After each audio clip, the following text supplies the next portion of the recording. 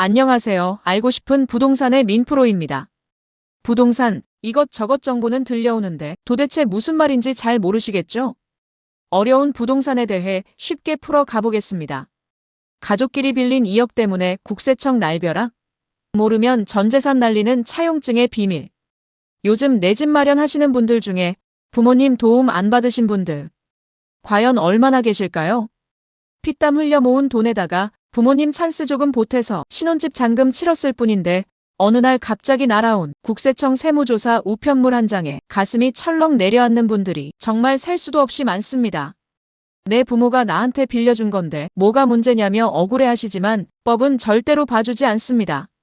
상상해보세요. 어렵게 마음에 드는 아파트를 찾고 계약금에 중도금까지 치렀는데 막상 잔금 2억 원이 부족해서 발을 동동 구르고 있는 상황을요. 이때 부모님이 선뜻 계좌로 2억 원을 보내주신다면 세상을 다 얻은 것 같고 부모님께 눈물겹게 고마울 겁니다.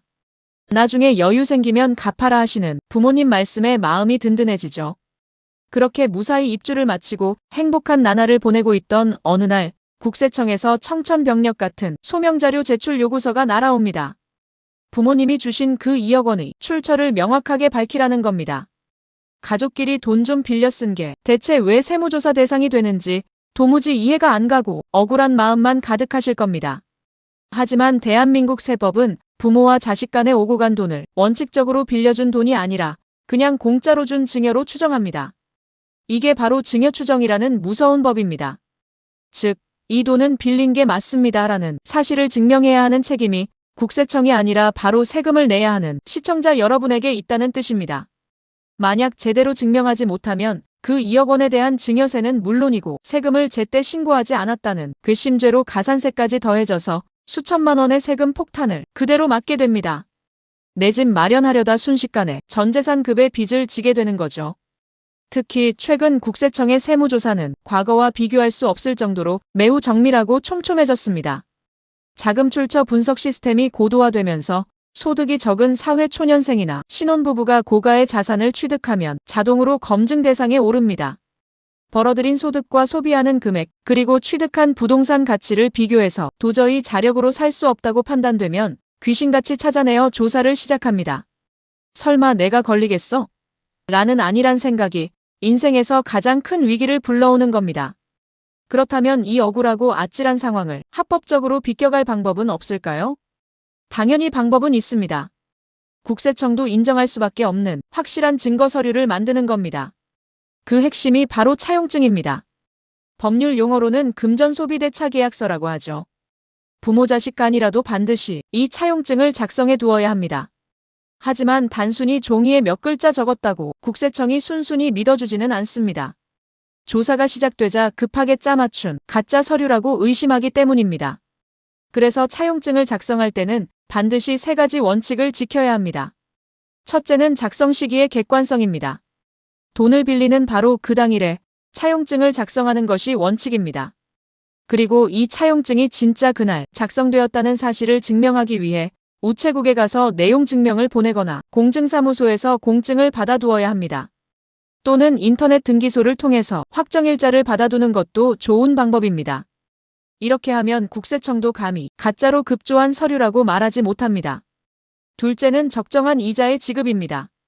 세법에서 정한 가족 간 적정 이자율은 연 4.6%입니다. 만약 이보다 너무 낮은 이자를 받거나 이자를 아예 주지 않는다면 그 차액만큼을 또 증여로 봅니다. 여기서 아주 유용한 꿀팁이 있습니다. 세법상 연간 이자 차액이 1,000만 원 미만일 경우에는 증여세가 과세되지 않습니다. 이 말을 거꾸로 계산해보면 원금이 약 2억 1,700만 원 이하일 때는 이자를 한 푼도 내지 않고 무이자로 빌려도 법적으로 문제가 없습니다.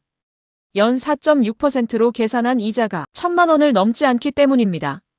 하지만 무이자로 빌리더라도 차용증에 무이자로 대여한다는 내용을 명확하게 기재해 두어야 안전합니다. 셋째는 가장 중요한 항목인 실제 상환 내역의 금융 기록입니다. 차용증에 언제까지 원금을 갚겠다고 아무리 화려하게 적어 놓아도 실제로 돈이 오간 흔적이 없다면 아무런 소용이 없습니다. 매달 이자를 주기로 약속했다면 반드시 부모님 계좌로 돈을 이체하고 적요란에 이자 지급이라고 기록하세요. 만약 무이자로 빌렸다면 차용증에 적어둔 원금 상환 기일에 실제로 원금의 일부나 전부를 계좌 이체로 상환한 기록이 있어야 합니다. 현금으로 직접 드리는 것은 기록이 남지 않아 절대 금물입니다. 오직 통장 거래 내역만이 가장 강력한 무기가 됩니다. 부동산 거래와 자금 조달은 아는 만큼 지키고 모르면 잃는 냉정한 숫자의 싸움입니다. 설마 하는 방심이 가족의 행복을 위해 장만한 소중한 집을 위태롭게 만들 수 있습니다. 오늘 말씀드린 차용증 작성법과 3가지 필수 원칙을 꼭 기억하셔서 소중한 재산과 가족의 평화를 안전하게 지켜내시길 바랍니다. 오늘 준비한 영상은 여기까지입니다. 구독, 좋아요, 알림 설정은 영상을 만드는 데 큰 힘이 됩니다. 끝까지 시청해주셔서 감사합니다.